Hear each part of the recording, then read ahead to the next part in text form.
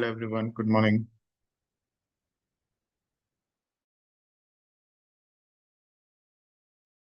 Hi, Amit. Hi, good morning. Hi, Amit.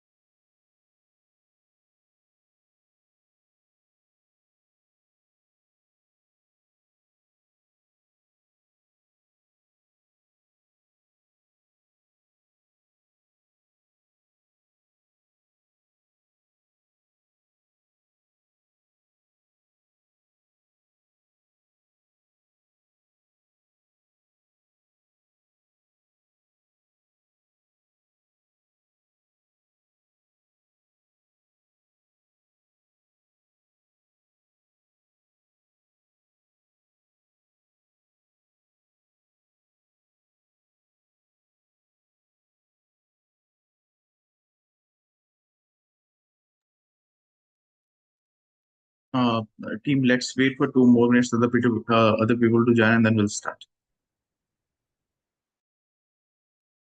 Okay.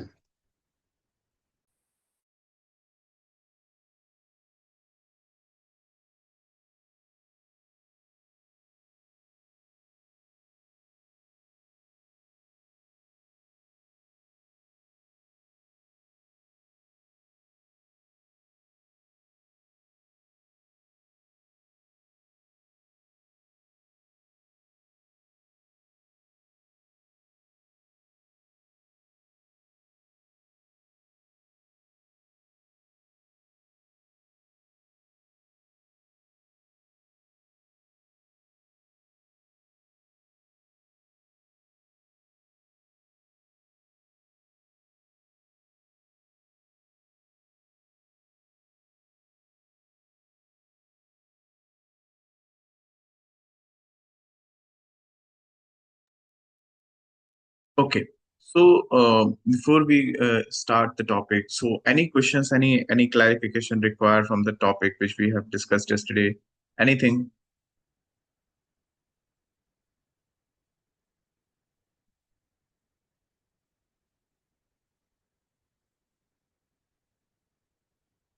Okay.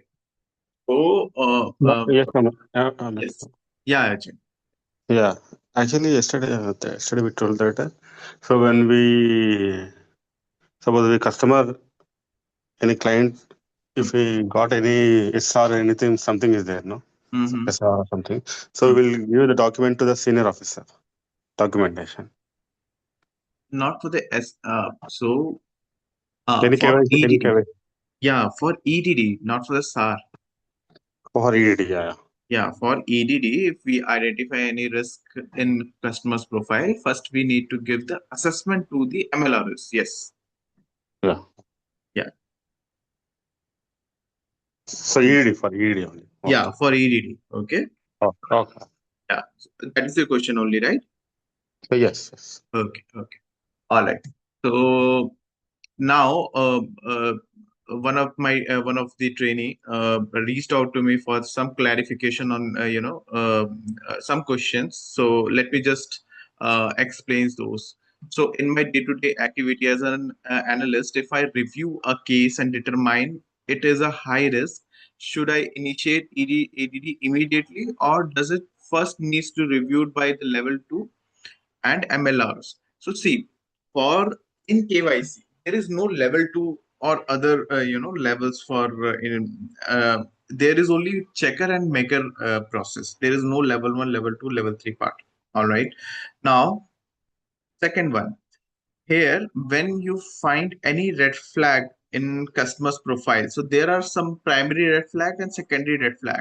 So in a last class, in a demo class, I have I'm going to give you one of the proper recording. Okay, it's not related with the YouTube. The YouTube also I have uploaded it the same. So there are some primary red flags. It's related with the jurisdictions. It's related with the products they are using it. There are some primary red flags. So if customer is having those particular red flag, profile automatically eligible for high risk, no assessment is required because the particular red flag is identified, and those identified red flag itself is a high risk profile. Okay, they will directly make the profile as a high risk. Okay, there is no assessment required for the same. But now for the when we validate and verify the documents, customer verifications and all, when we find the secondary red flags, then assessment will require. And when then assessment will require, we will be sending this particular assessment to the MLROs to to discount the risk, or to suggest the proper risk for the particular customer as per the identified risk. So they will be suggesting you whether the particular customer needs to be on board in high risk, low risk, or medium risk, whatever it is. All right. So I hope this part is clear, team. Yes, Amit. Okay.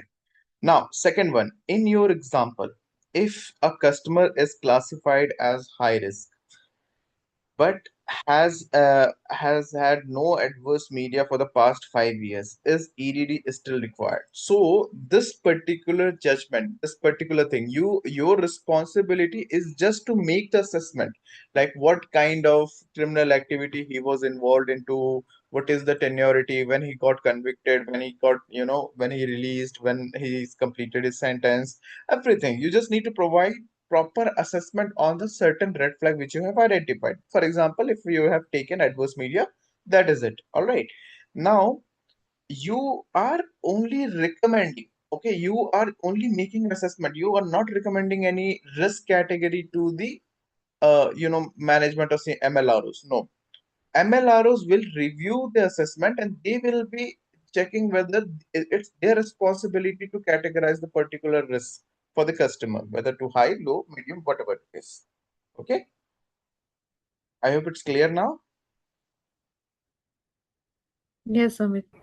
Okay, now the third one is in practical real world term, how are a company legal address and principal place of business using the KYC AML and what is the effectiveness? See, we are going to discuss this physical and registered address, but just for the brief information about physical and registered address, why we are taking here, because sometimes what happens when you are taking a address, physical address, all right, registered address is fine, but when you're taking a physical address, if it is a different from a registered address, you need to check in Google whether those particular companies, those who have a physical address, actually stays there or not. You will be using Google Map and you will be checking whether you are able to find the company's location exactly at that address or not. If you are able to find company as per the address, company's address, you are able to find that company's location. uh, there is a cloud space companies are, cloud space people, those who are resides in Hyderabad, Bangalore, or Delhi, they know, like there are some company who will be providing with this cloud space for the companies, the people, those companies, uh, those who doesn't have a place to run the business, all right, and um, uh, um, uh, uh, like metro cities and all. So what they will do, they will rent out the place. Okay, so there will be a big office where one cabin, they will be assigned one cabin to the, let's say, Accenture, one cabin is to the Flipkart, one cabin to the, so there will be a cloud space where 4 or 5 companies working at the same time, same floor, same address. All right, that is called cloud address. So cloud space. So when you are able to find, there is no company. You are not able to find your company at the Google Map, and that at exactly at that address you are able to find there is a cloud space company which provide the renting space and all. So in that case you will be highlighting it and you will be sending it to the further reviews. All right, and why? Because there might be a chance like people running the business as a shell company. Okay, they are just showing, they are not created any physical they don't have any physical presence. All right. So now in that case, you just need to do the further assessment on the same. I hope it's clear for everyone, team, why we are taking registered address and physical address, all this detail.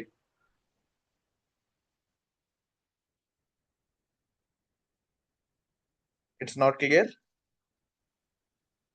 Yeah, got it, Amit. Got it, right? Yeah. So whenever there is a cloud space in your anything, whether it is a registered address or whether it is a physical address, you need to verify it at the Google Map whether you are able to find those company at that location or not. All right. So for example, if I'm taking here IKEA in Hyderabad, okay, so there is a specific address for the IKEA. When you say IKEA, when you click on some address for the IKEA physical address, you are able to find as a physical presence. You are able to find in the Google Map. Yeah, there is a IKEA resides as a certain address, right? The same way, if I'm talking about Wells Fargo, so if I'm putting a Wells Fargo, okay, you are able to find that location. Okay, where Wells Fargo buildings or everything, physical presence, you are able to find. Some cases you're not able to find it because there are company who is just providing a renting a space. So that is the reason at that particular time you need to do some extra assessment on the certain requirement. All right, what all is extra assessment? You will be requiring a lawyer certificates, accountant certificates. All right, in UK there will be a lawyer certificates or accountant certificate will be, you need to have it for your physical address if you are running out the business, because they are the person who can authorize it. Okay, they can authorize whether you can run the business or not. Able to understand, team? So lawyer certificate or accountant certificate is required in such scenarios. That is mandatory. Okay, team. I hope it's clear to everyone.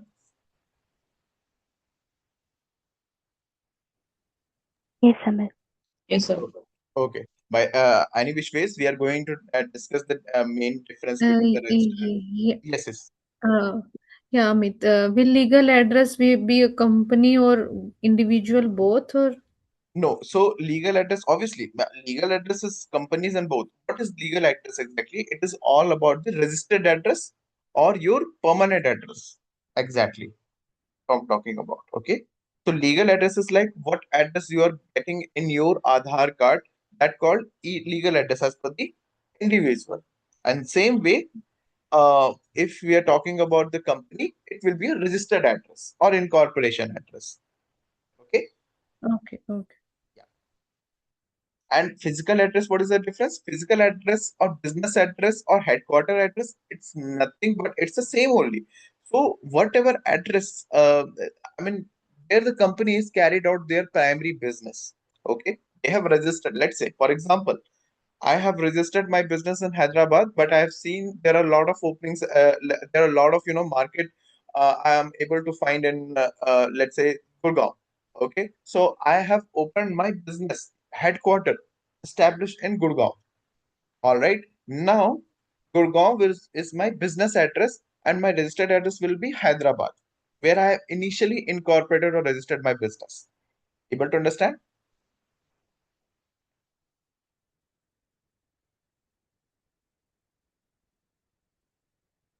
Clear, right, Tim? Getting confused? Can you repeat, please, Sumit? Okay. Registered address is nothing but a address where your company is initially got registered or incorporated. Okay, it could be the same as business address, or it could be say different as business address. Now, if I'm taking an example here, I have registered my business in Hyderabad, but I have seen there are a lot of market for my company, for my business. There are a lot of market in Gurgaon, Delhi, NCR. Okay, so what I did, I have created one headquarter there in Gurgaon location. Okay, so what is that? What is the business addresses? Business address or physical address is nothing but an address where companies carried out their primary business. Okay, their businesses. Okay, so I have seen there are scope, there are business scope in a Gurgaon and NCR location. So I have just created this headquarter, and now I'm running my business there. So my business address or physical address will be Gurgaon, and now my registered address as per the document is Hyderabad. Able to understand now? Yeah. Okay, for everyone it's clear. Nisha, Yes, Amit. clear, right? Okay. Now let's move forward. But before moving forward, can anyone tell me what do you understand by LEI?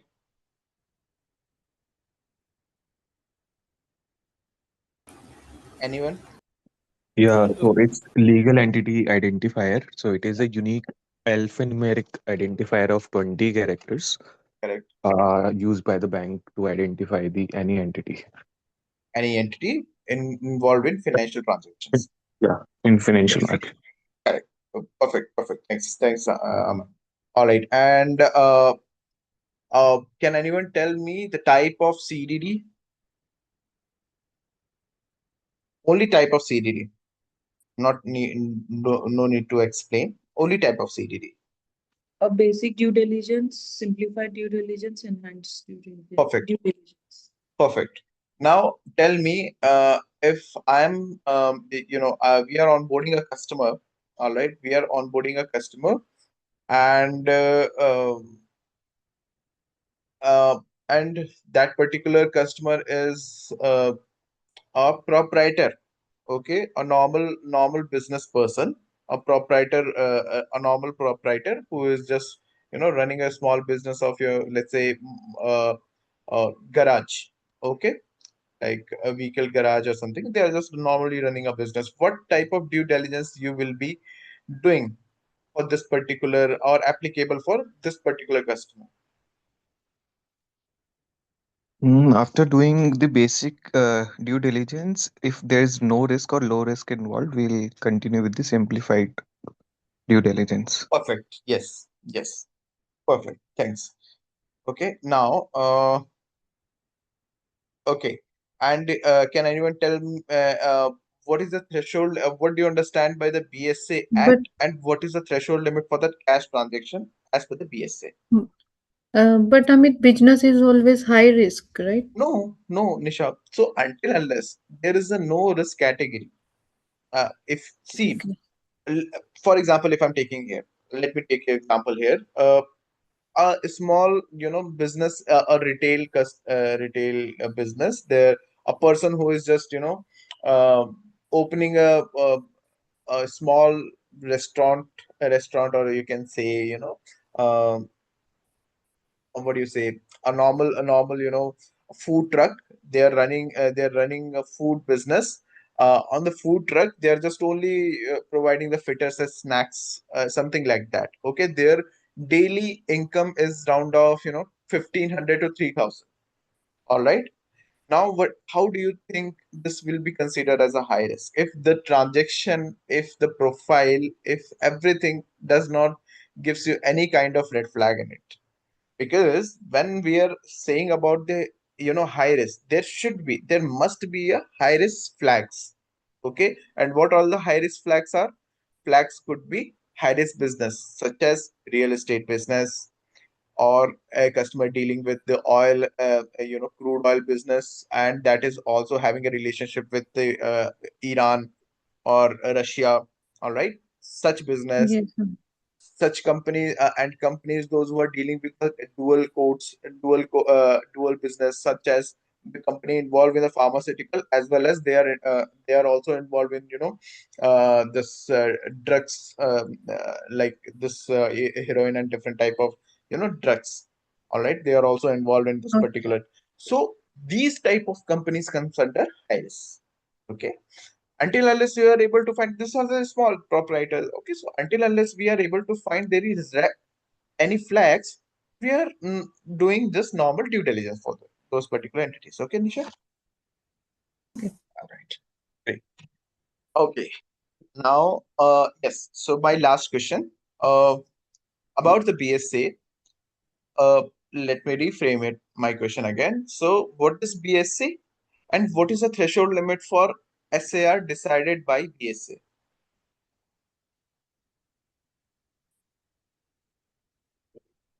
uh, Bank Secrecy Act, and Munil, your voice is getting low. I mean, it's low. is it fine now? 1 minute, 1 minute.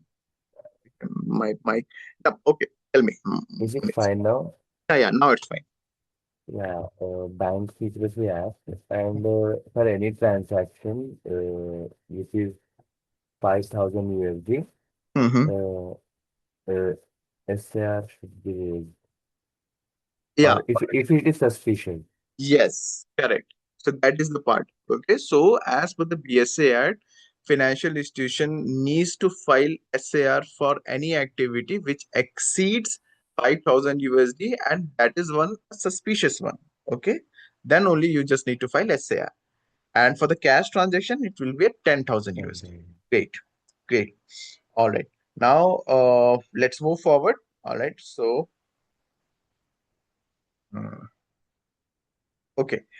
One last question. Can anyone explain how do you categorize the particular customer as a high risk, medium risk, or low risk? Can anyone explain anything with example or with scenarios or by normal, definition? Whatever. So yesterday we have discussed, right, how Yeah. the thing is categorized. So anyone. So, during the initial onboarding, first Hmm, we'll ask for the customer. In the customer identification program, we'll collect the information from the customer. Post perfect. that, in the second stage, in the CDD program, we'll see the risk assigned to it. We'll check the multiple things. For an example, whether the person is PEP or not, whether the Mhm. business that customer is involved is high risk or not. And post these multiple checks, we will categorize this particular client or candidate in the risk category. Okay. Okay. So I think you have missed some part, Aman. So can anyone who is able to explain which Aman has missed? Yeah. Amit, Yeah. actually, eh, Please go ahead, Samir. yeah, okay. Actually, if there is while reviewing, if we Hmm. found there is a negative news Hmm. or adverse news, then we flag it as EDD. Or Hmm. if we do not find any news, then it Hmm. will be low risk customer. So, so see, that is there, 100% is there. But there is a one part before flagging as a EDD or CDD, or what is actually happened. Okay, what is your responsibility when you find Oh, any kind of flags? Yeah. okay. So we'll share it for the approval to MLRO or something. Yes, that is there. Okay, so how do you categorize? So when categorizing is the low risk, medium risk, you are not categorizing it. You are just a maker. You are only providing the assessment to the MLROs to get it approved. Okay, and they will be suggesting whether the risk can be mitigated or discounted or not. Okay, once it get mitigated or discounted by them as per the suggestion, they will be providing you the report. You just need to upload those reports, MLRO's report or approval or email, okay, approval email, and there will be specifically mentioned like if this particular risk can be discounted, and you just need, let's say, and you can onboard those clients as the medium risk. That's it. So this thing is this is a part step. You just need to remember the party. Okay, when risk identified, you did the assessment, you will be sending to MLROs, then risk will be decided. So this is the part you have to remember it, because most of the in interviews there are very common scenarios where these type of question will be raised. Okay, you Okay. just need to keep a note of it. I hope Okay. it's clear to everyone, team. Yeah. Aman, Yeah. sorry. Yes, yes, Amit, yes. like in CDD, Hmm. the sequence is like simplified and basic and then enhanced, right? BDD, SDD, then EDD. पहले basic आएगा. All right. Once Okay, basic, first. so basic is applicable for every customer, every type of customers. Okay, okay. All right. So Kamali, it's clear to you, right? Any Yes. question from your side? I'm not speaking yet. Yes, Amit, I just have a question. Like, you asked about like how do we categorize the risk, right?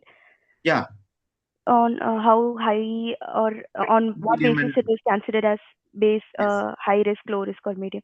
Are correct. we considering time period for that, like when the crime has been committed and how long? Yeah. So for the this was just an example. All right. Okay, So for the okay, okay. adverse media, there are a lot of scenarios. If I'm talking about the PEP as well. So see, commission, like when customer got committed and what kind of crime he was involved into previously. Yes, everything is dependent. Okay, while categorizing the risk. So obviously your part is only to do the assessment.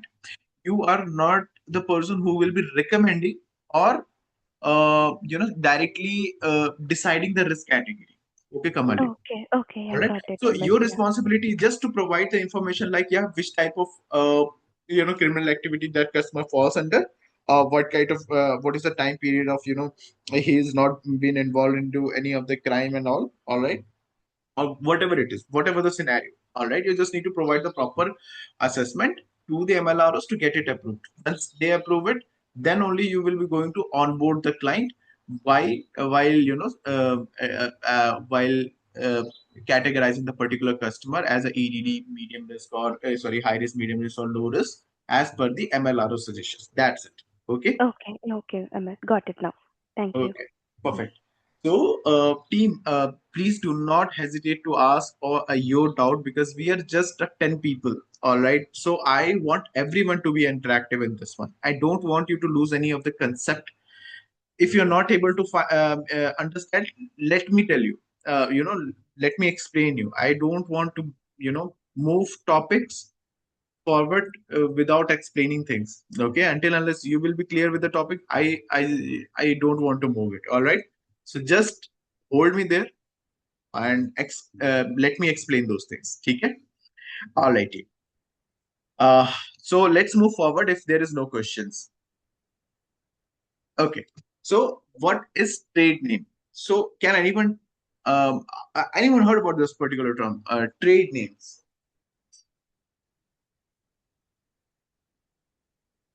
Yeah. Trade Yeah. name means organization name, right? Yes, yes, yes. Is it not? Okay, okay. That is there, that is there. Like, But again, there trade is some. name is the Yeah, Nisha. the Business name brand name, used for right? Correct. Yeah, the brand name. Okay. So trade name you can say as a brand name of the organization. Okay. So your answer is bit, a partial correct only. Okay. So trade name is business name, it was a branding name. business name. Perfect. Yes. So doing business as. All right. So let me just explain this part. The people, those who don't, what is this doing business as, or trade name, or business name? What is this exactly about? So uh, when you want to open you want to register your company with the name of Amit Singh, training with Amit Singh. All right. When I go to the MCA website is a municipal corporate affairs. It's a based out of India, where all of the companies registry and everything will happen. All right. So MCA website. So when you go to MCA website to register your business, you're not able to do that because someone has taken already this name. Okay, training with Amit Singh. All right, someone already registered their business with the same name. All right. Now, in that case, I was not able to register the business with this particular name. All right. But in market, everyone knows my name, like training with Amit Singh, like this. Okay. This particular business they know. Like, yeah, some Amit Singh is a person who is providing a training with some topic. So they know my name. But if and I wanted to get it registered, but I was not able to do because someone has already taken a name. If you take the same example for the registering a Gmail or opening a new Gmail ID. So when you wanted to open a Gmail, like for example Nisha @ gmail.com, will you able to open? No, right? Nisha @gmail.com, it's very common one. Someone has already taken this particular name, correct? Yes. So that is the reason. So now what I will do, I will just register my business with the ABC Limited, registered my business with this name ABC Limited, but also in my incorporation certificate, I will be mentioning like I have registered my business as ABC Limited. However, my business name, my doing business as name, all right, or my trade name will be study with Amit Singh or training with Amit Singh. All right. And now I can run my business with this particular name. So that is called trade name. Okay. Your business is carried out with the name. Okay. That is called your trade name. All right. So sometime it might differ with your registered name, some or legal name. Sometime it will be the same. Like Walmart is a registered name. Walmart will be your business name. Both are same. Okay. Now for the some company it will be different. Okay. Some companies registered with the name of ABC Limited, but they're running a business as says like training with Amit Singh, something like that. I hope it's clear Okay. to everyone what is trade name. Yeah. Okay, perfect. Team, it's clear to all, right? Amit, can Yes, we yes. say trade name is a legal name of business? No, legal name is different. Legal name is like registered name, Nitesh. Registered. Name, yeah, the name, which entity's name, the name which you got registered your business. Okay, initially. No, no, So, like as we say for the individual, like I hmm, have registered name in my documents Nitesh Sharma. So my hmm, legal hmm. legal name will be Nitesh Sharma, right? Yes. So, see, legal name and registered name both are same only. There is nothing different. So, what is this legal name and registered name? So, for the legal name of individual, we are saying like Nitesh Sharma is a legal name as per the national ID's document. If we are talking about the entities, what is the legal name of that company? Legal name of that company is ABC Limited as a registered name mentioned in incorporation or registration certificate. Able to understand? Okay. Okay. Yeah. Perfect. All right. Uh, Yes, Munir. why would an organization like to use a different trade name? Like, if, for example, Mhm. if I take, this organization, Reddy Labs, Mhm. if a Dr. Reddy's, Mhm. so their legal name is also Dr. Reddy's, and they will trade on that name only, no? Okay. So why would any organization want to use other trade name? Given you the example, right? So, if you are not able to find your exact name, okay, while registering, okay, Okay, you wanted to register your business as a Dr. Reddy, and you are able to get it, okay, over the okay, MCA website, over the any of the registration website, you are able to get this particular name exactly, whatever you okay, want, okay. But in case if you are not able to get that name, then what will happen? Will you sacrifice your name, whatever you having in your mind? Will you be sacrificing your name? Because in market, your companies or your brand name, they know different, okay. okay, Like let's say ABC Limited, if I'm running, and I have just opened a ABC Limited, but my business will be related to electronics items and all. So with ABC Limited, will everyone knows, like looking at the banner, can anyone knows like, yeah, which kind of company this particular shop is into? No, right? Until mm, unless I will be specific ABC Limited, ABC Electronics or something like that, I need to mention. okay, Able to understand, Munil? okay. So that is So, called branding. Yeah. yeah. So, for example, if like we see Bajaj Electronics, Pi Hmm. Electronics, and Vijaya Sales, Yes. so it is their trade name, right?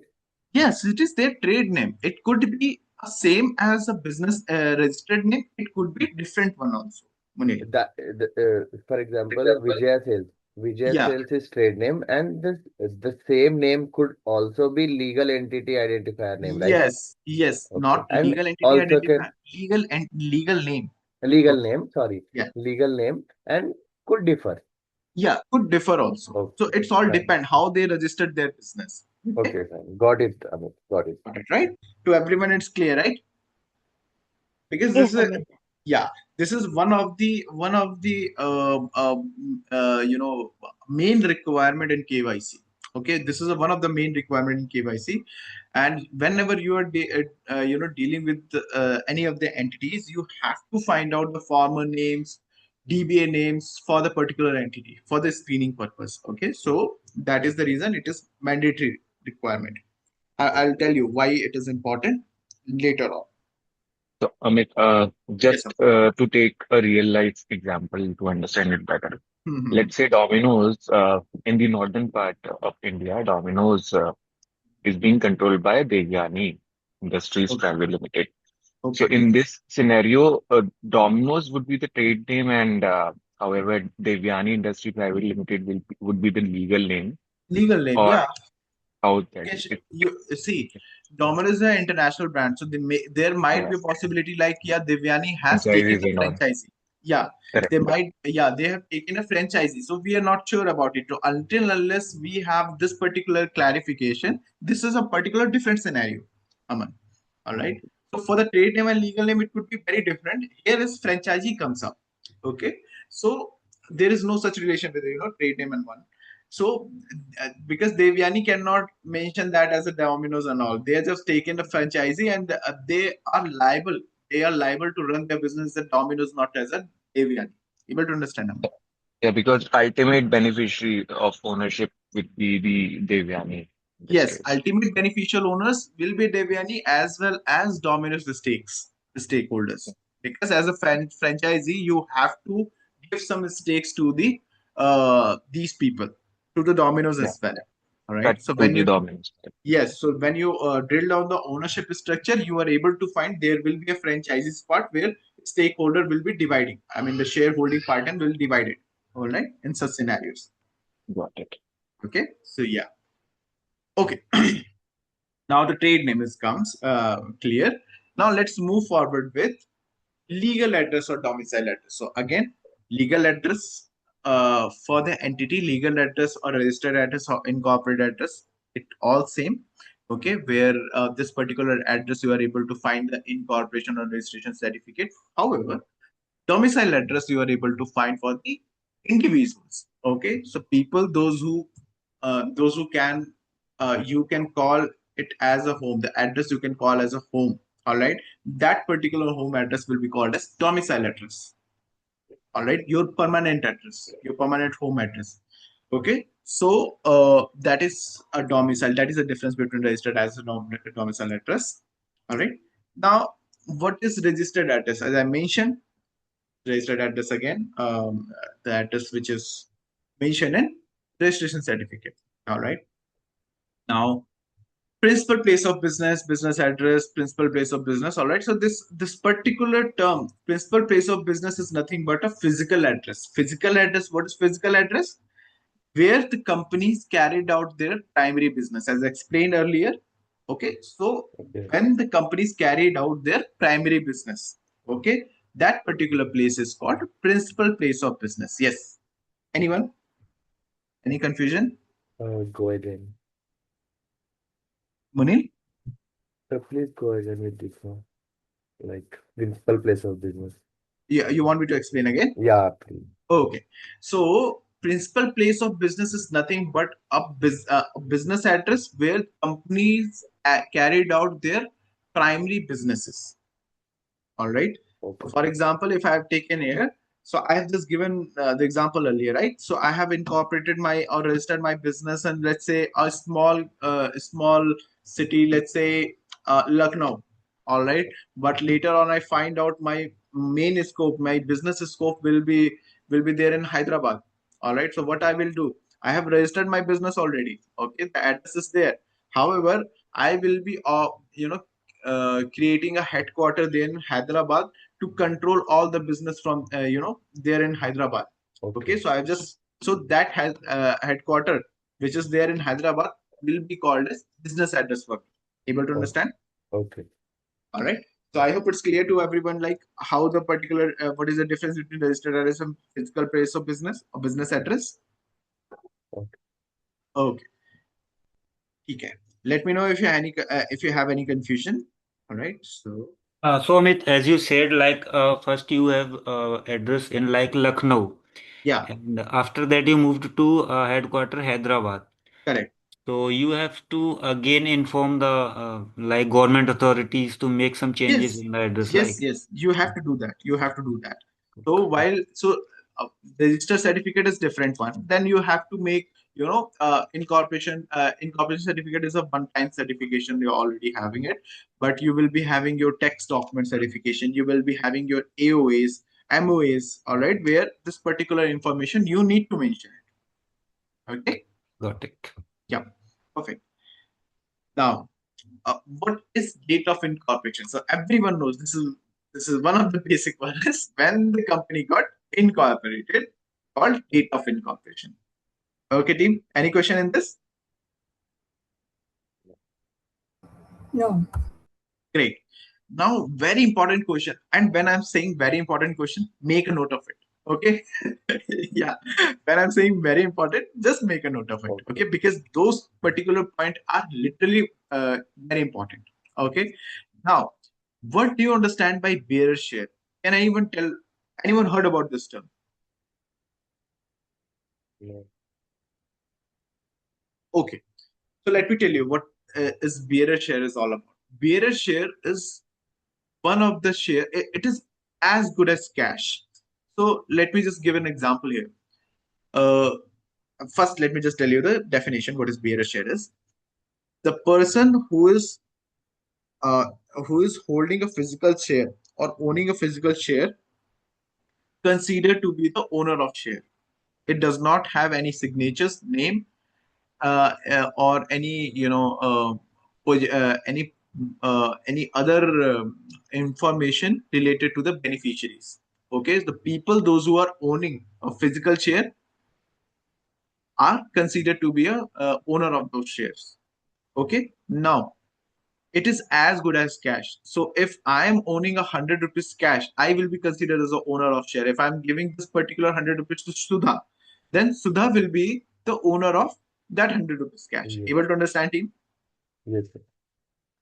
So bearer share is nothing but a share which does not have any name, signature, or any kind of possession, information, beneficiary's possession information. This will be this is like a share who is having a uh, physical certificate. A person will be considered as the owner of that share. That's it. Bearer share is a one of the high risk product for the banks. Okay, it is a high risk instrument. Like what do you say? Cash is a high risk instrument or cash is a low risk instrument? Anyone? What do you say? Cash is low risk. High risk. Okay, all right. Now, if we are saying high risk, why do you think it is a high risk instrument? I mean, I'm not looking for the exact answer. As per your analytics, why do you think cash is a high risk instrument? Because Because we it's yeah. Yes, yes. Yeah. Please continue. because we can't track the cash, right? I mean, like as good as like electronic transactions. Yeah. Exactly. So yeah. So how do why you cannot track? Because there is no record you're able to find. Okay, so person who is owning the cash will be considered as the owner of those cash, right?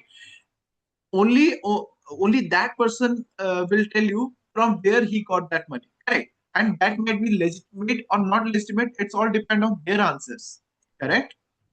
So if I am saying, let's say I have uh,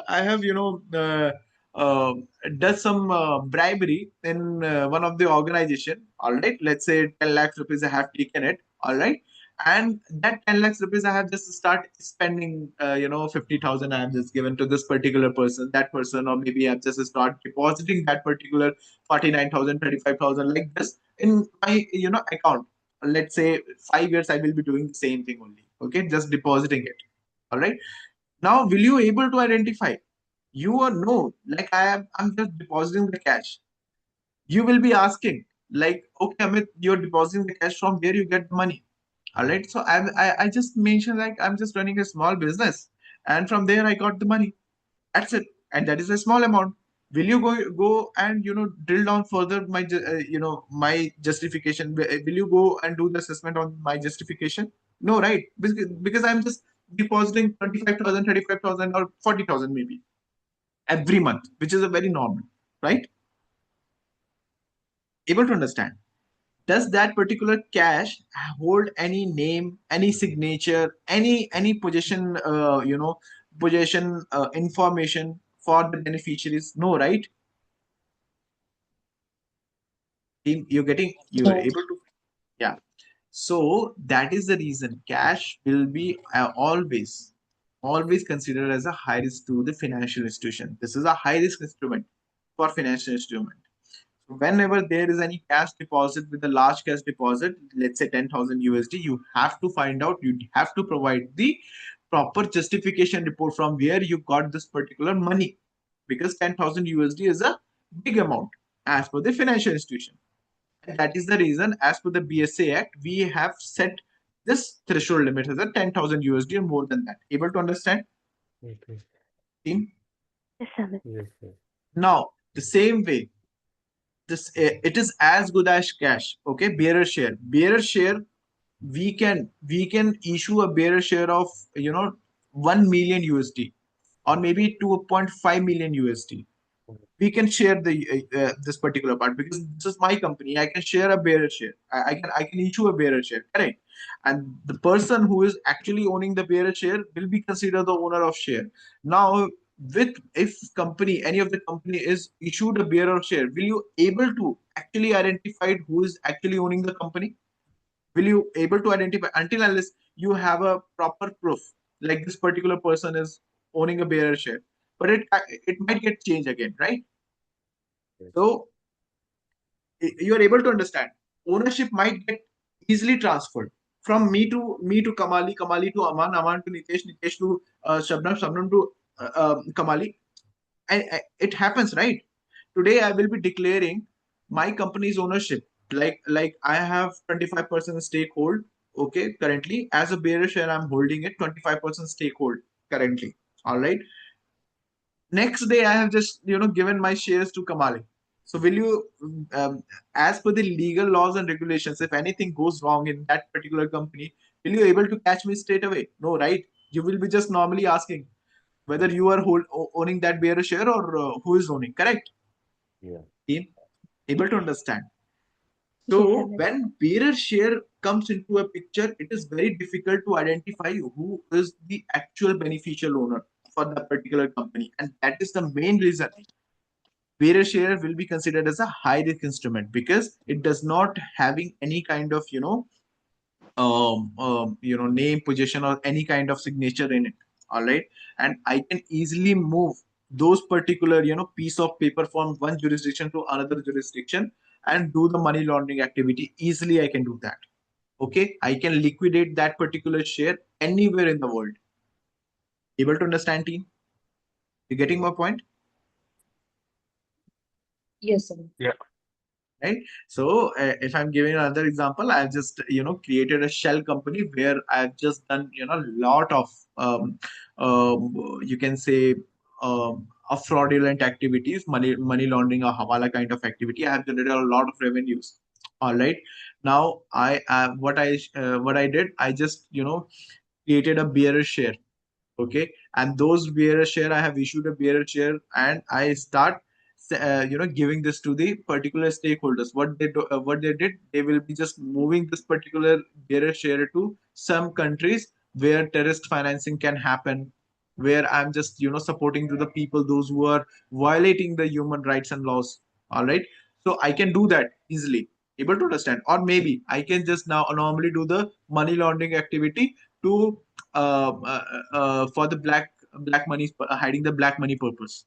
Easily I can do that, right? Transfer my money from one location to another location. Okay, so this is how it can be used. All right, so that is the reason bearer share will be considered as a high risk. If anyone asks you this question, I'm not supposed you to answer this question as with the example. You can take example, but in very crisp manner you just need to mention bearer share is a high risk instrument because it does not hold any kind of name, signature, or any kind of position information for the particular instrument. However, it cannot be tracked. Okay, that Okay. particular share, and this particular reason the instrument will be considered as a high risk as per the financial institution. Able to understand, team? If anyone asks you this one, you just need to provide a crisp answer. Clear? Okay. Okay, I hope it's So, clear to all, team. Yeah. yeah. So, Amit, why, organization, Hmm. why they issue bearer shares when they know it can be exploited? So it could be, if you are running a shell company, Munil, okay, and your main objective is to do the money laundering or some kind of activity, okay, Okay. this will be a great option for you to creating a bearer share, and easily you can move, your money with one piece of letter, one piece of Okay. signature. So this is not, this share is not like someone can buy. Company itself is sharing it like Yeah, to so someone. I am just sharing this one. Okay, so I've just created a bearer share here. All right. Okay. So when I created a bearer share, anyone can liquidate with the proper market. So there is a BSE, NYSE, Nasdaq. There are, right. Okay. So I just go and liquidate my funds straight away. Okay, so by depositing the physical share, any of the company. Okay, Okay. like I just send this bearer share, allocate this bearer share to you. Let's say 2.5 USD. You Okay. just easily move from one location to another location with a suitcase. Okay, this is Okay. not a gold bar. All right, no Okay. one can trace it out. All Okay. right. Now you can easily go to the BSC, deposit your bearer share there, and write it your own name as a beneficiary. You will be getting your money back again in your account. Okay. Okay. So this is how these things work. Okay. All right. And that is the reason the people are doing this particular thing for money laundering purpose, for making it white, for transferring money Okay, from one jurisdiction. companies has this option of creating bearer share. Yes, Then why yes. did regulations or laws allow this when they So know? yeah, so not every company will able to, create this bearer share. It's not like every company. So until and unless it just got verified by the regulations and everything, you are not eligible to, create a bearer share for your companies. Until Okay. unless you are, yeah. So you have to gone through while issuing a bearer share. You have to gone through a lot of scrutinies. Okay, then Okay. only you will be able to do that. And once Okay. you are stating you are you issued a bearer share, whenever there is a account opening and anything happened, you have to disclose it. That is mandatory part. We will be Okay. asking you question, and you have to answer that whether yes or no. And later on, if we are able to find you have issued some bearer share something as per the transaction activity, again we will be blocking you. Okay, Okay. things things happen like this only. Okay. Okay. Yeah. Previously there were lot of money laundering incidents has happened because of this particular activity, Okay. bearer share, right? But now it is like very rare now. Bearer share are very rare now. Okay. Okay. Okay. But again, it is one of the most asked question in interview. What do you understand Okay. by bearer share, and why do you think it is a high Okay. risk? Okay. Now, again, very important question, team. Make a note of it. All right. Payable through account. But before explaining a payable through account, I will explain correspondent banking. Um, can anyone tell me what do you understand by correspondent banking? Anyone heard about this term? Anyone faced this particular question in an interview? Anything?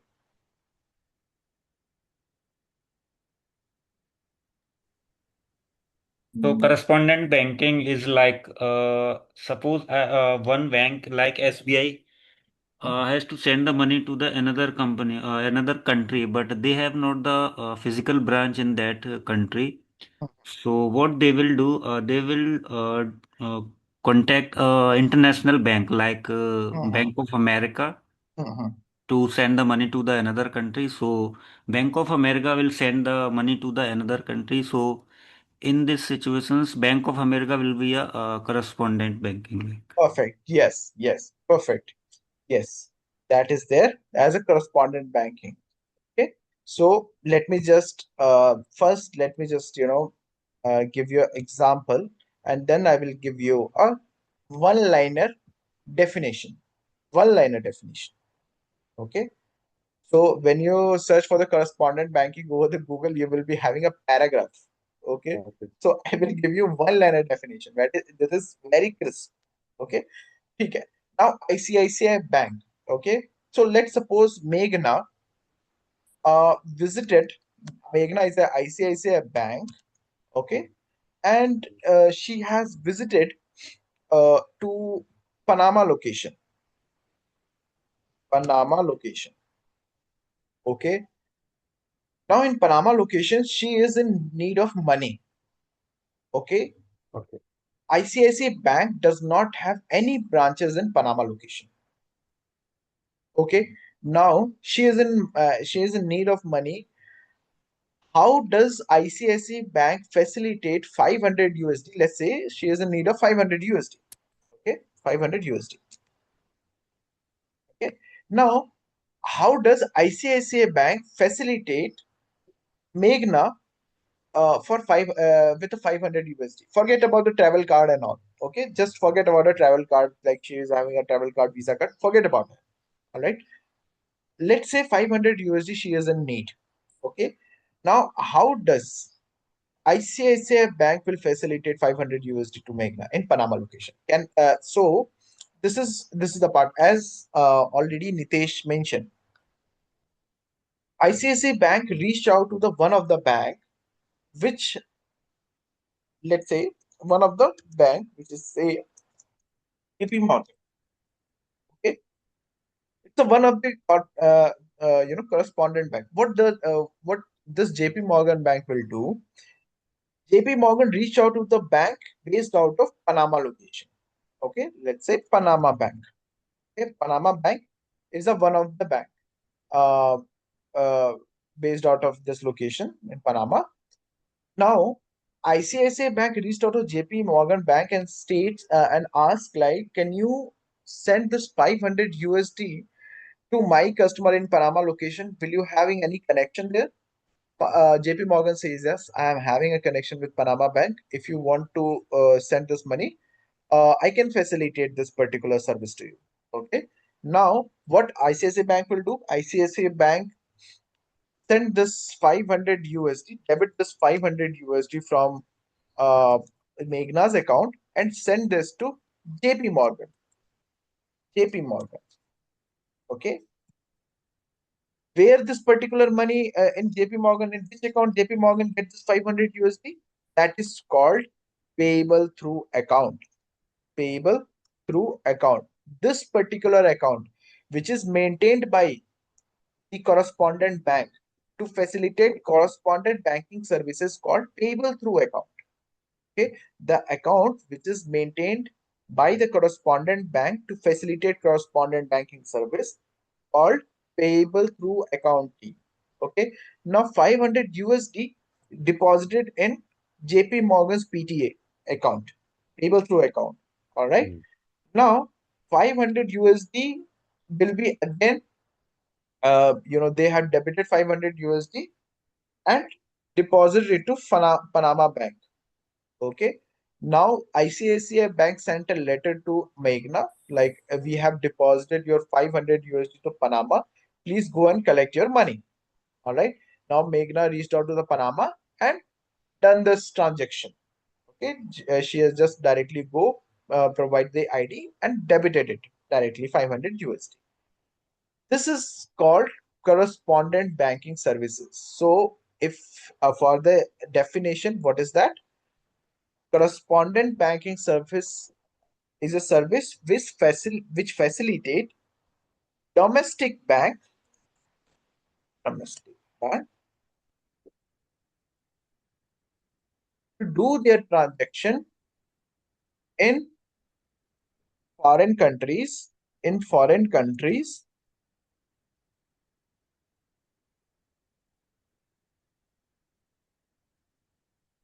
Which foreign facilitate domestic bank.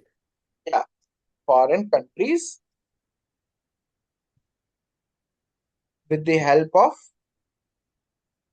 respondent bank. Correspondent bank. Okay. Correspondent bank. This is a correspondent bank. CP bank. Correspondent bank service facilitate domestic bank to do their transaction in foreign country with the help of respondent bank. This is a one-liner answer team and very crisp.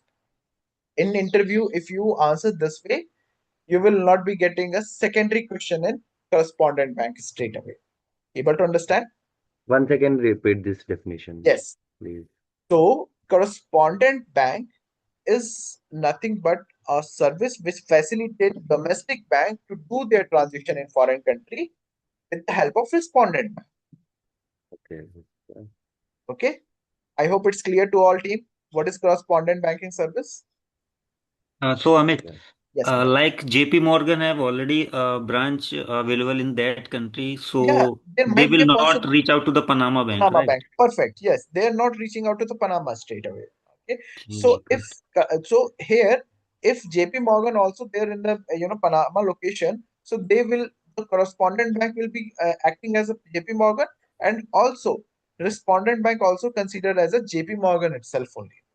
Okay, because they will not be directly reaching out to Panama. So yes, perfect. Okay. So I hope it's clear to all like why, how the JP correspondent banking service will work and what is the importance of this. So, Amit, if like JP Morgan, let's consider one bank, JP Morgan. Yeah. JP Morgan, Hyderabad, India, and JP Morgan in Panama. Okay. So, why can't JP Morgan directly transfer to Panama JP Morgan for the customer Okay. service? Now, in that case, in your own question only, you Okay. are there is a JP Morgan India, correct? Okay. JP Morgan Panama.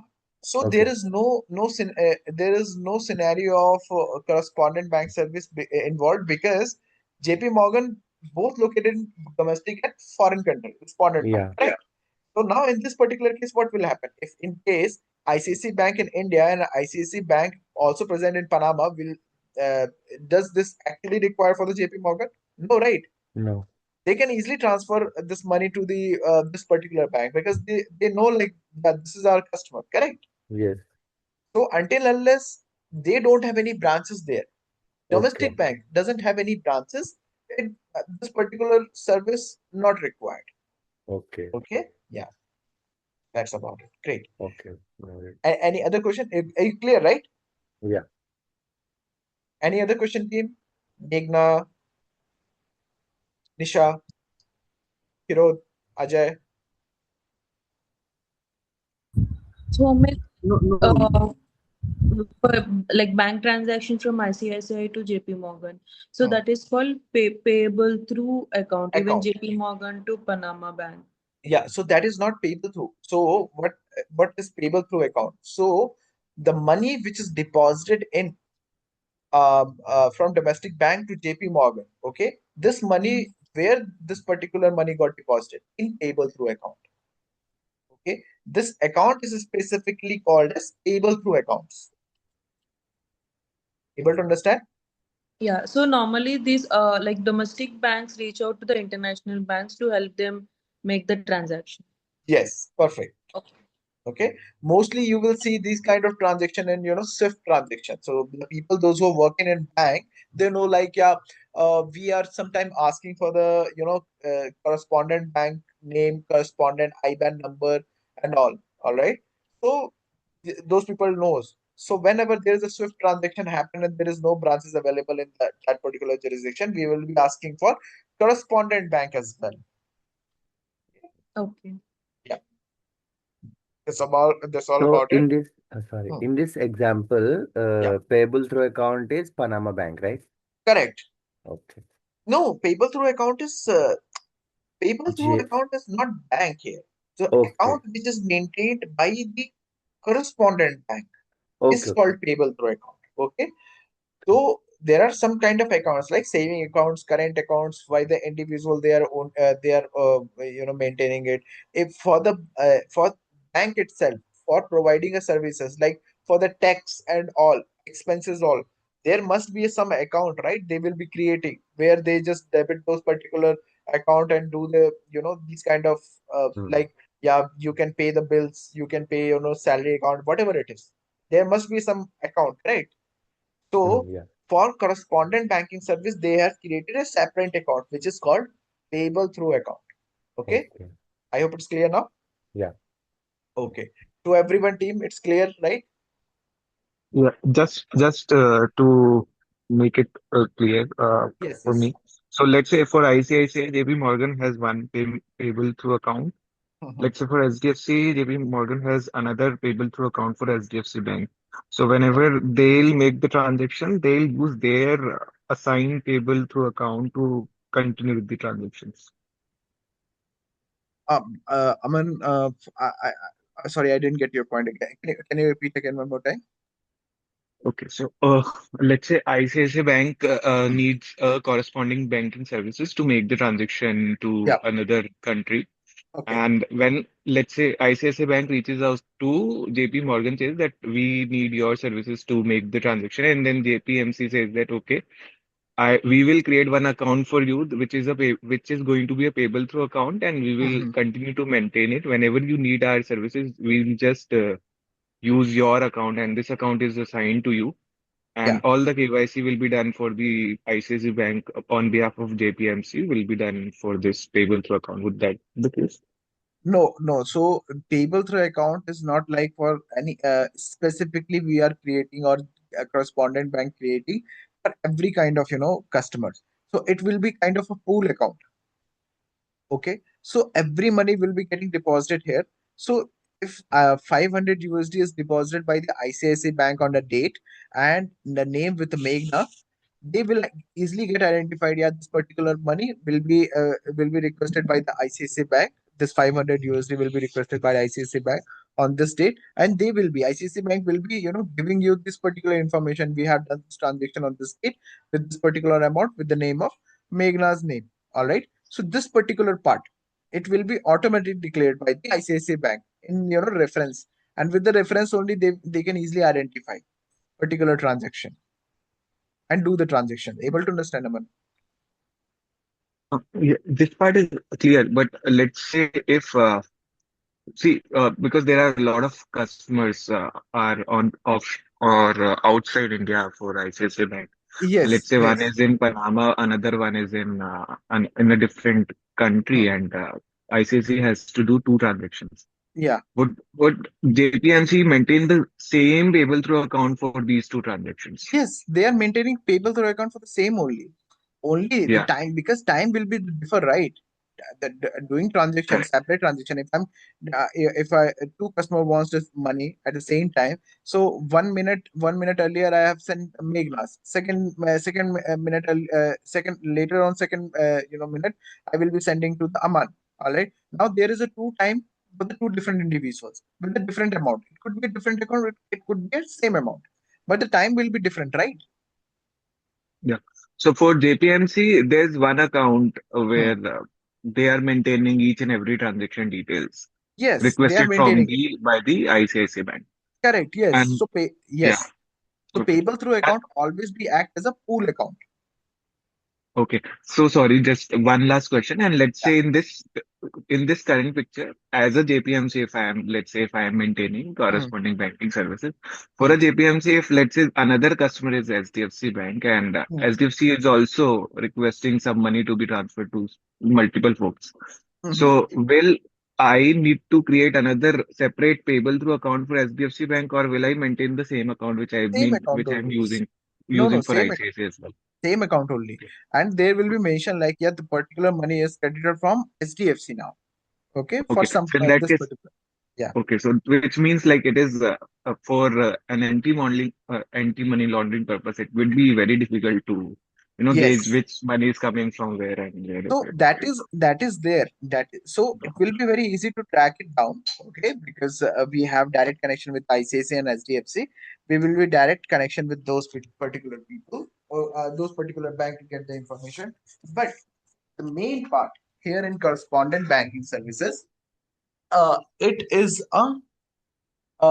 will not give you end user information. Okay, Yeah, there is there is a miss from in this particular product is a correspondent banking service where as a Panama Bank does not know anything about the Meghna, and people say is like ICICI, why can't ICICI Bank directly give this particular Meghna's information to Panama? Okay, so ICICI Bank given the name like this is a full name, this is and this is a customer. All right, that's it, but they cannot give the full detail because there might be a chances like the information get leaked out, and these all are the personal information. All right. So about Meghna, ICICI Bank cannot give the proper information to the JP Morgan and Panama Bank, correct? Because there might be a chance like it can be misused. All right. So that is the reason uh, ICICI Bank will cannot cannot be give the cannot going to not going to give any kind of information this for the Meghna, and Panama Bank does not know anything about the Meghna. Meghna comes to the branch, okay, and does this transaction of 500 USD, for example, if I'm saying, all right. But now, what if Meghna is not even presented there? I mean, she is not there at itself only at that location. She is just, asking one of her friend to just go to that branch and this is my ID. Okay, just do the manipulation, or you just do this manipulation, force the document. Any which ways they cannot verify the Aadhaar card or PAN card in Panama location. They don't even know anything about that IDs. Okay, they will be collecting it and just do the transaction. Okay, so now in that case, Panama Bank does not know anything about Meghna, about the end user. Who is the end user? So that is the reason. This is the particular miss, and that is the reason correspondent bank service considered as a high risk product for the bank. Able to understand, team? You getting confused? Yeah, Yeah. not Okay. confused, but yeah. So from the money laundering perspective, if let's Hmm. say if any bank official involved in money laundering crime would be Yeah. uh, defaulter, or so it will be very easier for a person to do a money laundering and send the Correct. money. To get the transaction, to get the transact. Okay. So for example, if any of the person is a sanctioned entity, okay, they are not allowed to do any kind of transaction. All right. So in that particular service, while availing this particular service on behalf of any of the customer who wanted to support, they can easily do the transaction. Correct. By forging out, by faking a document, you can easily get the this particular money. Able to understand, Yeah. right? Yeah. That is the reason correspondent banking service is considered to be the high risk product for the bank. Okay. And if we are talking about the correspondent service definition, correspondent bank service facilitate domestic bank to do their transaction in foreign country with the help of respondent bank. And for the PTA, the account which is maintained by the correspondent bank to provide the correspondent banking service is called payable through account, PTA. Okay. I hope it's clear. 3 points is clear for that now. Yes. Any question in this? No. Okay, great. Chalo. Now let's move forward. Shabnam, Sudha, Ajay, Fazil. It's clear, right, for you? Harshita. Yeah, I mean, Yes, Yes, Amit. Amit. yes, Okay, yes. clear. Okay. Meghna, any question for you? Okay, okay.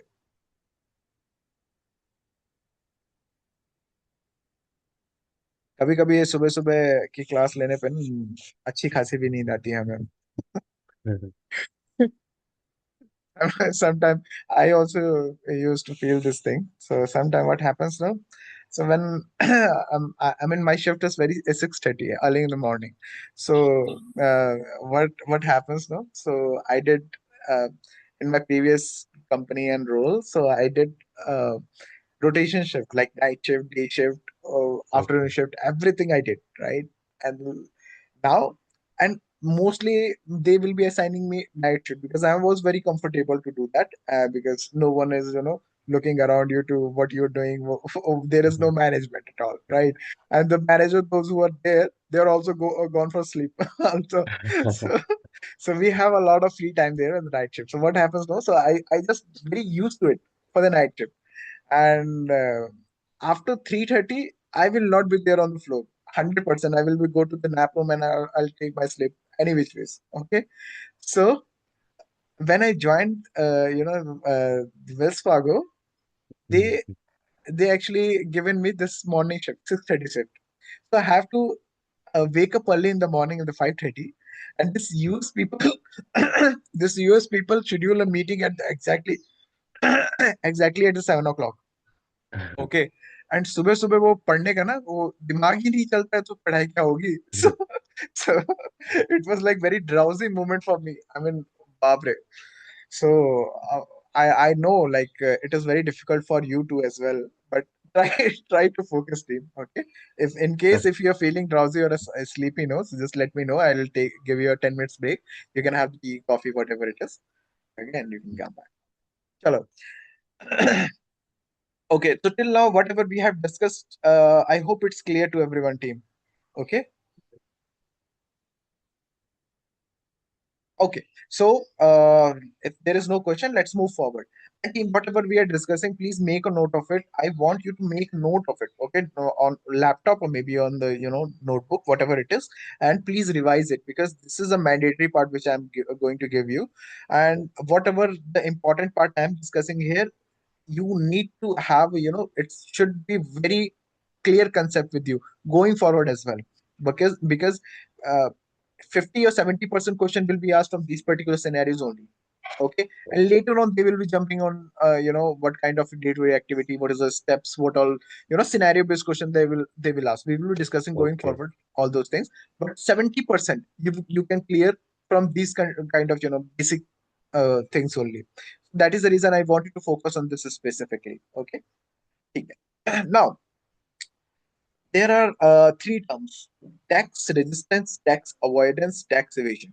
So, what do you understand by tax resistance? Can anyone aware about this part? Tax resistance, Um, like avoiding paying tax, like avoiding pay. Hmm. doing some tricks to uh, be avoided for being taxed. Okay, okay. So that is called tax avoidance, right? Okay.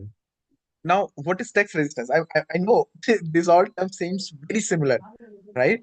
But there is every time there will be a specific difference. Okay, let me Okay. explain that. Tax resistance first. Please, team, make a note of it because this is one of the trending scenarios now. Okay, Okay. now tax resistance. So when we are talking about the tax resistance, an individual who is not paying tax intentionally in the form of protest against the government. Okay, for example, if I'm taking here, there is a road which is a broken, there is a lot of humps, there is a broken roads, there is a lot of main holes is open or all, and government is not even bother about it. Okay, so now in the protest of that thing, because why they are not building it up. Okay, we are paying taxes and everything, but still we are not getting any kind of people might be thinking about this thing, right? Yeah. Because if you are paying the tax, you should be getting at least facilitate of basic things for the road, for the sewer, everything. If you're not getting it, then again you will be having anger on the against the government, right? So tax resistance comes into that picture. If any of the individual or entity intentionally not paying the tax in protest of government. Okay.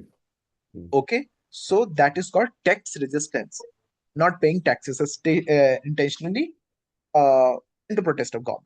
Now, tax avoidance. Tax resistance is an illegal activity.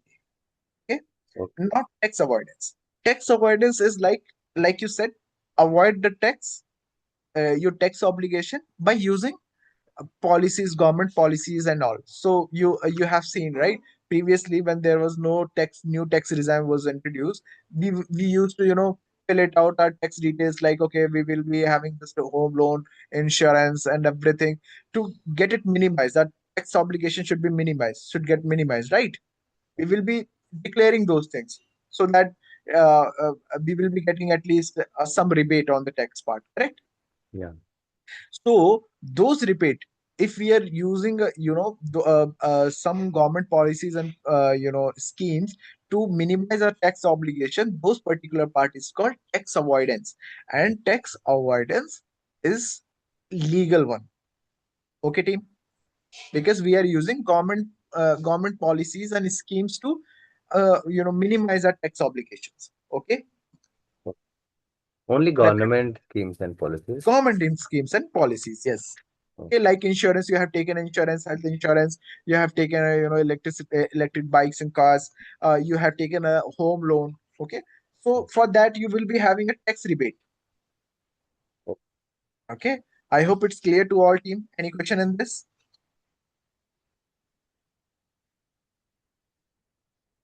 Okay, now tax evasion. Now tax evasion is like when you are hiding your money.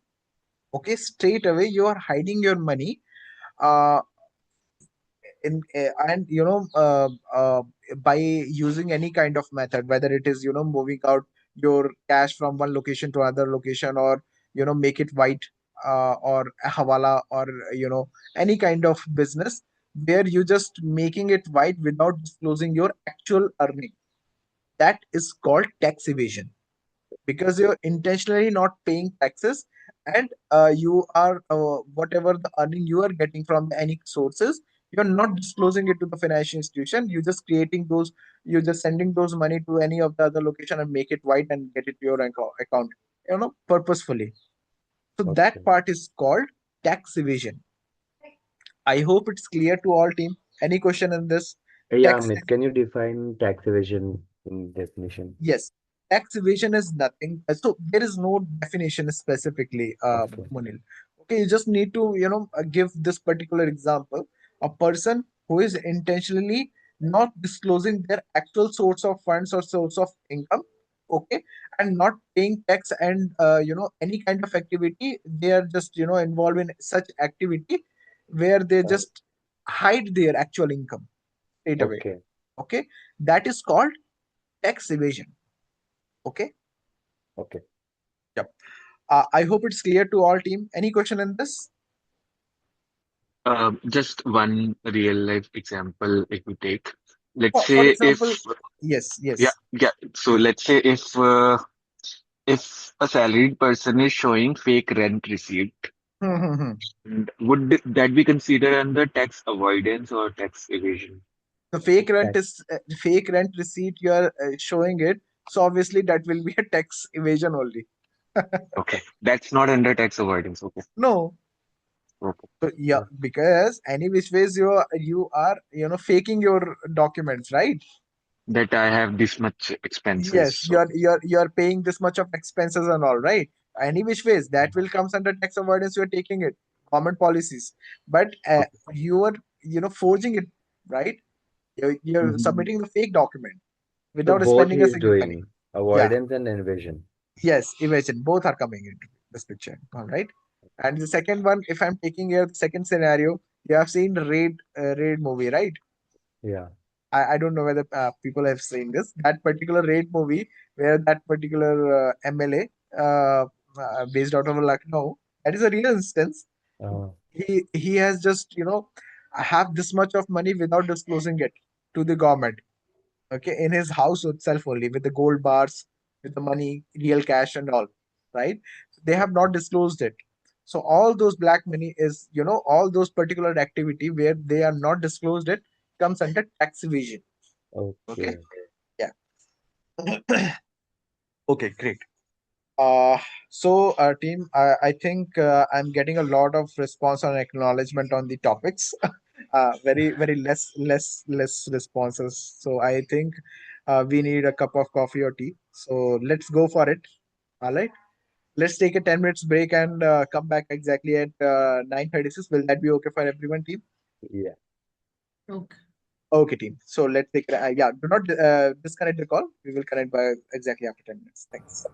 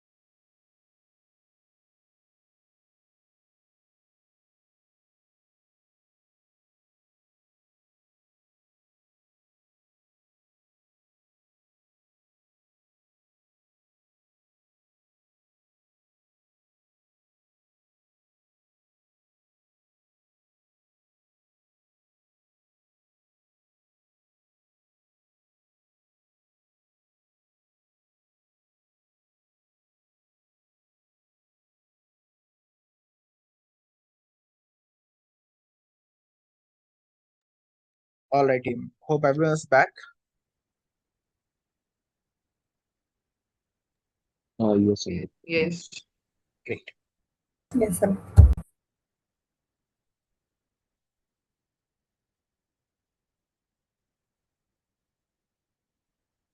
Now, Tech 7 countries.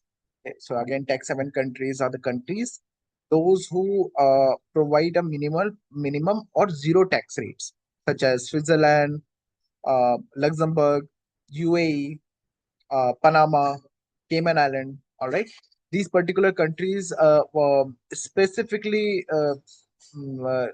known for their zero tax or minimum tax rates. All right. So, and good news is like we have a lot of bulk openings, or we have a lot of market in Singapore and UAE location. So UAE location, if you wanted to relocate any one of you, okay. So there will be this particular profile is a very great exposure you can have there in that location. So you can easily get job there, but with the relevant certification is something. Relevant certification means global certification. Okay? Yeah. So all right. So this is all about tax 7 countries. Now tax identification number. So tax identification number. So everyone knows. So the this tax identification number basically you can get in your tax document, which will give you proper information like what is your tax obligations. Okay, with that particular part, who is the entity, what is your tax obligation as per your earning, everything will be calculated. So as per this is a tax number, TIN number. Okay, and in India you will be having GST number. All right, same work. So with the GST number you can easily get the information like what is your tax obligations, right? Same as the PAN card for the individuals, right? The people those who filled out the text and all, they knows like, yeah, with the pan number you can easily get the full detail like what kind of tax obligation you will be having, it what is the amount and everything or rebate you can get it. This is Uh, called Amit, TIN number. tax haven, can you, I missed tax haven country. Tax haven countries are the countries those who provide minimum or zero tax rates, okay, Okay, such got as, it. yeah, the now shell companies. Okay, so now what do you understand by shell companies? I hope most of us already aware about shell companies. So shell companies are the companies those who existed on the paper, but they don't have any physical presence on that location. Okay, or active business, physical presence or active business. So that those particular companies called shell companies. Okay, team. Any question in this for the shell companies? All right. So now uh, in shell companies, there is one more company which is called shelf company. Please make a note of it. SHELF. Shelf. Shelf company. Okay. Now, anyone aware about this particular entity, shelf company? Okay, let me tell you. Amit, Yeah, Sudha. it's already registered but not used. That is right. Already created, but yeah, that so yes, perfect. So the company which has been created, okay, in which has been created legally, okay, it has a physical presence, it has everything, but that company is intentionally, they will be not using or doing any kind of business in those particular company. Okay? Those companies will be called as shell companies. Okay, so purposefully making it as a dormant or inactive. Okay, they are not doing business. So why shell companies is being created for any of the individual, why they are investing money in it for creating shelf companies? Why? Because for example, Aman wants to open wants to open a business. Okay, now in that case, if Aman wants to open a business, then what will be the next procedure? Aman has to create, has to gone through a lot of procedural work like registration certificates, shareholding patterns, everything he has to decide by his own, and it will take a lot of time to get it scrutinized, get it complied, and then only he was able to create a company, right? Now, what if Aman has this option where he can directly take over one company and change the beneficial owner? What if this particular things happen? It will be very easy for him to create a company, get the company right away without going undergone through any scrutiny or compliance procedure, right? You just need to the owner, you just need to go reach out to the particular company's owner and ask him to please sell it to me straight away. So what they will do, they will just uh, change the beneficial owners part, and they will be allocating all the shareholders directly to the Aman's name. Okay, company is already created, so now he has not gone through all the procedural work for creating a new company. He already got the company which has already been created by another individual, which has been inactive. Right, team? o- Able to understand how the shelf company will be used? okay. नहीं I don't get it. I'm sorry. Okay, Harshita, Beneficial owners कैसे change हो जाएंगे? I'll tell you. So beneficial owner how? So when we are talking about owning a company, Harshita, okay. So if I'm talking about uh, SDFC has taken over some companies. We have seen, right? Hmm. SDFC has taken over SDFC's Limited. Okay, how Hmm. they have taken over?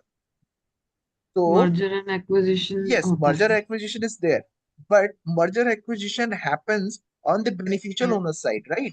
So they Hmm. will be just disclosing all they will be just owning all the share percentage in their name only. So SDFC Limited has their own shares, SDFC Hmm. Bank their own shares. Now SDFC Bank Limited sell out all their shares to SDFC Bank. Now SDFC is now the owner of all those 100 shares of SDFC Limited. So now ownership got changed directly changed to the SDFC Bank, right? Able to understand? हाँ मतलब Okay. जैसे example लिया अगर HDFC Ergo को acquire करती है तो Ergo के सारे शेयर्स एचडीएफसी ले लेगी. ले लेगी. तो अब डायरेक्ट ओनर क्या हो गया? एचडीएफसी बैंक हो गया ना हाँ यहाँ पे. हाँ. So same way, if we are talking about the shelf company, previously ABC person is a direct owner for that shelf company. ठीक है, वो एक अपना company create किया and he is the owner. But now, and he is owning 100% stake for that particular company. Now Aman wants to take over that particular company because he don't want to go into the procedural work on KYC's requirement and compliance procedures to creating a new company. He will be directly reaching out to that particular person, asking, please sell this your company in my name. Okay, hmm. then how will he sell? He will be directly allocating his all share to Aman's name. अच्छा Able to ठीक है. understand? Yes. That is how he is creating a new owner. Able to understand? Hmm. And now going forward, Aman will be considered as the owner of that particular company instead of ABC person. ठीक है ना? हम्म. So this is how this shelf company is being used. So shelf company are being created for the legal, as legally, okay, and they kept it intentionally. They will kept it, dormant or inactive or purposefully, because later on they can easily sell out the people those who don't want to go undergone through the procedural, compliance procedure to open a particular account. All right, they can easily sell those particular company to the certain individual those who are required to open a new companies. Well, to understand, Arshita? Got it. Thank you. ठीक है ना? For everyone it's clear to Kamali, uh, uh, uh, Aman, Surya? shell Yes, company, yeah, shell company or corporation has no physical business, right? presence, Physical building. physical presence or no active business also. Okay, physical presence and no active business. Yes. So, shell company, who creates shell company? Like an already established organization can create shell company, or any individual can create shell company? Shell companies, first we need to understand why shell company needs to be created. Okay, what is the purpose? So uh, for example, you wanted to route your money, illegal money from one jurisdiction to another jurisdiction to make it white. Okay, Okay. how will you do that? So first you will be donating your 50 lakhs as of let's say black money to NGOs with some purpose. What that Okay. NGO says, NGOs, what they will do, NGOs will send out this particular 50 lakhs rupees to the Cayman Island or Panama or Switzerland, Okay. such location where the compliance or regulatory requirements are very less, regulatory audits are very less. Okay. Okay, they will be sending it to those locations. Okay. Which entities they will be receiving, they will be sending it, they will be sending it to the shell companies which is created for some purpose, but they are not actually present on those particular location. They are Okay. just existed on paper. Okay, Okay. transaction is being done. Okay, but Okay. company is not there. There is no Okay. company. Okay, only Okay. transaction, only the movement of fund movement is there. All right, Okay. and that is the purpose we have created shell companies. Okay. Able to So, understand? yeah, Yeah. I understood. So, shell companies are not possible in any country, right? Creating No, shell company is not possible in any country. Only few countries where regulations are little bit less. frivolous. Yeah. Yeah, there are regulatory compliance or regulatory orders are less. Okay, Oh, so because of their this particular scenario, those countries also considered as a high risk countries like Panama, okay. Cayman and Cayman Island, and this one Switzerland, Luxembourg. These particular companies having a less requirement of the audit purpose. Okay, and there are many cell companies are operating in these particular jurisdictions. All right, and for the Okay. same reason we are considering it as a high risk jurisdictions. Okay, Okay. yeah, Okay. okay, I And hope it's clear. Yeah, yeah, yeah. yeah. And from shell companies, shelf companies are created, right? Shelf companies is a different concept. Shelf Okay. Different companies, concept. yeah, that is different concept. People are Okay. making it, people are making intentionally by following all the legal procedural work and all the legal requirements, but making it purposefully dormant or inactive. Okay. Okay, uh, uh, in interest of selling it out later on, after after it get inactive or dormant, later on we can directly sell out to the person those who are actually in need of creating new companies without. So, shelf companies are genuine, like Shelf companies are genuine legal one. legal ones, and shell companies are illegal, or those are Illegal, also. Okay. it's always illegal because they don't have any physical presence, correct? Okay. Okay. Not a physical presence, they are just creating on the paper, they don't have any active business as well. All right. Okay. So you have seen Harshad Mehta show where Yeah. Yeah. he has just created a company, but he has not done any kind of transaction there, right? I Okay. mean, Yeah. though no active business, just Yeah. doing the transaction trades, and Yeah. there will be a 100 crores or 200 crores transaction will be done on the company's name, but there is no active business there, right? So that is called shell company. Can you explain shelf briefly, like shelf company, like Shelf. yeah, shelf. So see, shelf companies.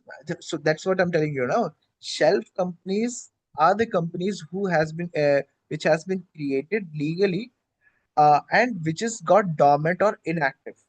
Okay. Okay, Okay. those particular companies called shelf companies. That's it. Okay. Okay, great. I hope it's clear to everyone, team. Yes, Amit. So there is no risk associated with shelf companies, Shelf right? companies. No, no, there's no necessity until These unless are it just can. these are just Yeah. dormant and inactive, Yes. because if someone else want organization without any scrutiny or going through any uh, checks, the company itself can directly sell it. Yes, correct. Okay. But later on, when you to whom you're selling the company, then when you wanted to open an account, like Aman got the company. Now the owner of the company is Aman. All right. Okay. Now in that case, how the transaction will done and everything, you have to do the due diligence on the Aman's name. Okay. Okay. So you have to do that. So why he has not undergone through the open an account, new procedure, and overtaking a new company? You have to gone through all the requirements and everything, and for as per the KYC requirement. That's it. Okay, Okay. Okay. Okay. great. Now let's understand front company.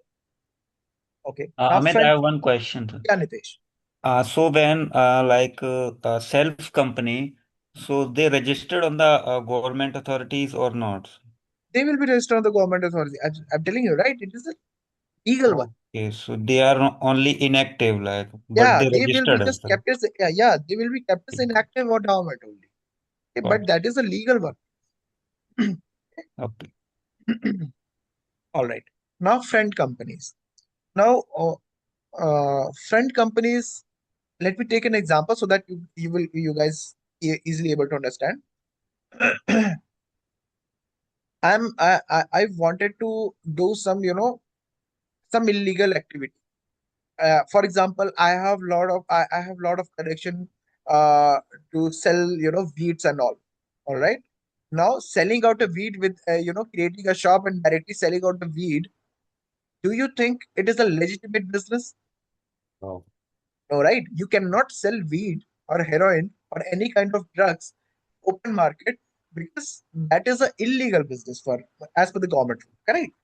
Now I am having a connection. And I want people to come into, people wants to know my business as well, my secondary business. How will I, sell out my weed and, having a lot of connection with the people. So what I will do, I will create a restaurant business. Okay. Now with a restaurant business in front, I'm running a legal business, restaurant business. But behind that restaurant business, I'm into illegal business, which is selling out weeds or any of the drugs or any of the heroin or whatever it is. Okay, this is my primary business. This drug dealing and all. This is my actual primary business. And for hiding that particular business, I have created a front. What is the Okay. front business? Restaurant business is Restaurant. acted as a front business. Okay. Okay. Now, the definition of a front business is front company is the company which is created to hide your actual source of income, which could be a legal or illegal, whatever it is. Okay, so the front is created to hide your actual source of income from any of the illegal activity. Is called front company. Okay, team. Actual source of business, it could be legal or illegal, right? Mostly it will be 95 or 99% it will be illegal only. Then what is the purpose of creating a legal business, a front company for the Okay. legal business? Correct. Okay. Yeah. I hope it's clear for everyone, team, about the front company. Amit, it looks like a Yes. normal business, but actually use it to hide the illegal. Correct. Yes. Okay. Okay. It will be so we are creating a legal business to hide our primary business, which is a illegal one. Okay. Got it. Amit. Got it right. Thanks. Okay. Chalo. Now, So actually, yes. how we identify like this is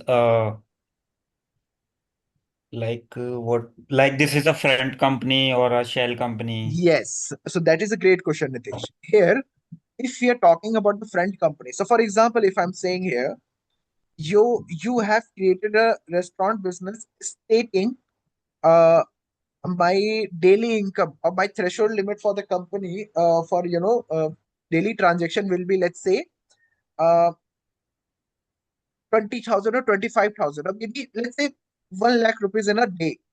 Okay, it will be a great restaurant you have created, and there is 1 lakh I will be getting any which ways for the from the customer daily transaction 1 lakh rupees. Now when you're creating a secondary business, you are running a secondary business, 100% your threshold limit will get crossed, right? Able to understand? So for example, you are earning 1 lakh rupees as a cash, you have given this particular information to the bank.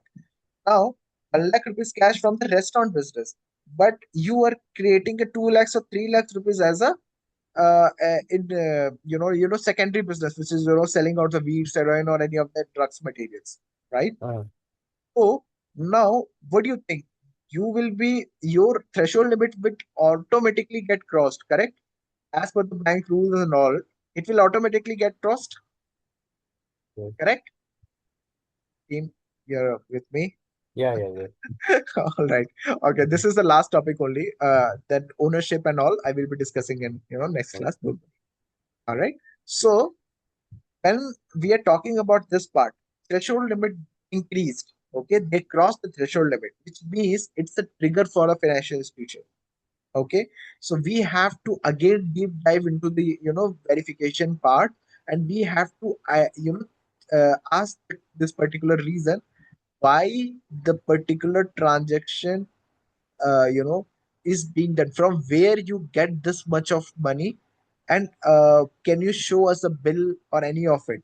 If customer is not able to provide certain information about this particular business, okay, uh, then it will be 100% there will be a involvement of any kind of other activity which customer doesn't want to disclose it. Okay, and that is a suspicious one, and for that same reason we have to file SAR. Able to understand for everyone, team? Okay, got it. Yes. Okay, yeah. Yes, So Amit. that is called front company's part, and that is how we as a financial institution we can identify whether the particular company is a front company or not. Okay, But Amit, yeah, yes. if someone who is running a front company, Hmm. why would he do electronic transactions of those illegal money that he's getting? He would keep it as black money, no, like everybody else does. So see, there might be. So how people can use this front company? People mixing their illegal money and legal money at the same time, and they will be depositing it. I'm stating like, yeah, 1 lakh rupees in a day is my daily income. Okay, Okay, but what if my actual daily income is 25,000 from the restaurant business, from this, okay, and rest of the 75,000 I'm earning from that okay. business. So there might be a possibility, right? So people are doing this kind of mixing, Oh. legitimate or illegitimate money, and get it deposited. But Right? this mixing won't be found if we can't find this No, we mixing if cannot they find it. already declared 1 lakh as limit, right? Obviously, we cannot find it because cash transaction we cannot track it, right? And as for Okay, the customer profile and status, we set like, yeah, this is a 1 lakh rupees transaction. We are able to find it. But what happens? This is a human tendency. If you are okay, not getting tracked out any of ways, you okay. will be 100% doing mistake going forward by Yeah. increasing your threshold limit. Yes, yes. And if it is a continuous process for the for in your account getting we are mitigating one time, two time, but if it is a continuous process of getting same alert again and again, month on month, then 100% it will be a triggered scenario, and we have to provide customer has to provide the reason for it. Okay. Able to Bank understand? also looks for trend, right? Obviously the Okay, continuous process that is called the continuous monitoring, right? okay, okay. Got Yeah. it. Okay, so a Got team, it. I hope it's clear to all, Yeah. whatever we have discussed till now. Yes. Yes, Amit. Okay, great. So I hope you like the session as of now, team. Please revise the sessions, right? Uh, do you like my teaching part, or you want me Yeah. to improve it? No, no, it's nice. Yes, And yes. Amit, one thing you left, I guess, ownership structure, and then you removed it. Yeah, आपने yeah. रोक I'm दिया. I'm not. Yeah, I'm not अच्छा, explaining now because चलो. already 10, so people are not responding properly, acknowledging, not Okay. acknowledging properly. So I thought like, yeah, maybe people are Maybe just, we are drowsy because when yeah. you dropped a message in group, no, then I joined because I was sleeping. Yeah, yeah, yeah. So that is the reason only. So let's hold for this today. Okay, we will be moving it tomorrow. I mean next class. Okay, no worries. I can explain you. No worries. If I'm taking a lot of time to explain it, it's fine. I can extend 2 or 3 class more. It's fine for me. Okay, I have a lot of time. Okay. So I want you to, get the concept clear for every topic. That's it. Uh, That is my Amit, main. Yeah, I have a question if I can ask, like if you have yeah, time, I can ask. yeah, yeah. तो सुनो sir तो if there are जैसे कि अभी opening ML KYC पे तो interviewer what kind of questions hill like आप mock interview में बताएंगे क्या हमको कि ऐसे हाँ, क्वेश्चन पूछेंगे मैं एंड बताऊंगा। मैं ही mock might also interview, ask what applications you use तो you 100% being asked. I mean, 100% in interview you will be asked like what kind of tool you are using it. Any which ways I will be telling you how the tool will work and what tool you will be explaining it to them. Okay. Okay, so do not worry on those parts. So that is why you have joined this program, right? To Okay. get at least a practical exposure. Yeah, yeah. Step. So yeah, I will be explaining those things. Do not worry on those parts. Okay? Thank you. Thank you. No worries. Okay, ठीक है. चलो. So let's conclude the session today, team, and let's meet next week. Okay. Okay. Happy weekend. Chalo. Thank you. Same to you, Amit. Thank Thank you. you. Happy weekend. Happy weekend, everyone.